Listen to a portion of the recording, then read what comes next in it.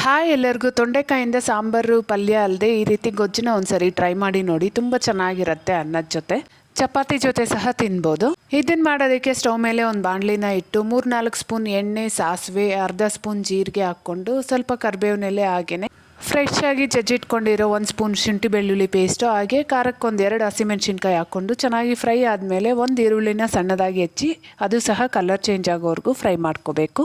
ಈಗ 1/4 kg ಎಳೆ ತೊಂಡೆಕಾಯಿನ ಸಣ್ಣದಾಗಿ ಕಟ್ ಮಾಡ್ಕೊಂಡು ಹಾಕ್ಕೊಂಡು ಹಾಗೆ ರುಚಿಗೆ ಬೇಕಾಗಿರೋಷ್ಟು ಉಪ್ಪು, ಸ್ವಲ್ಪ ಅರಿಶಿನ ಹಾಕಿ ಎಣ್ಣೆಯಲ್ಲೇ ಒಂದು ಅರ್ಧ ಫ್ರೈ ಮಾಡ್ಕೊಂಡಾದ್ಮೇಲೆ ಒಂದು ಚಿಕ್ಕ ಗ್ಲಾಸಷ್ಟು ನೀರು ಹಾಕಿ ಅದನ್ನು ಬೇಯಿಸ್ಕೋಬೇಕು. ತೊಂಡೆಕಾಯಿ ಎಲ್ಲ ಚೆನ್ನಾಗಿ ಬೆಂದಾದ್ಮೇಲೆ 2 ದೊಡ್ಡ ಟೊಮೆಟೊ ಹಾಗೆ 1 ಸ್ಪೂನ್ ಅಷ್ಟು ಸಾಂಬಾರ್ ಪುಡಿನ ಸಹ ಹಾಕ್ಕೊಂಡು ಟೊಮೆಟೊ ಸಾಫ್ಟ್ ಆಗೋವರೆಗೂ ಫ್ರೈ ಮಾಡ್ಕೋಬೇಕು. ಈಗ ಗೊಜ್ಜಿಗೆ ಬೇಕಾಗಿರೋಷ್ಟು ನೀರನ್ನ ಹಾಕ್ಕೊಂಡು ಕೊನೆಯಲ್ಲಿ ಒಂದು ಅರ್ಧ ಸ್ಪೂನ್ ಗರಂ ಮಸಾಲ, ಕೊತ್ತಂಬರಿ ಸೊಪ್ಪನ್ನ ಹಾಕ್ಕೊಂಡು ಒಂದು ಕುದಿ ಕುದಿಸ್ಕೊಂಡ್ರೆ ಗೊಜ್ಜು ರೆಡಿ. ಇಷ್ಟ ಆದರೆ ವಿಡಿಯೋಗೊಂದು ಲೈಕ್ ಕೊಡಿರಿ, ಹಾಗೆ ಚಾನಲ್ನ ಸಬ್ಸ್ಕ್ರೈಬ್ ಮಾಡಿ ಸಪೋರ್ಟ್ ಮಾಡಿ. ಬಾಯ್ ಬಾಯ್.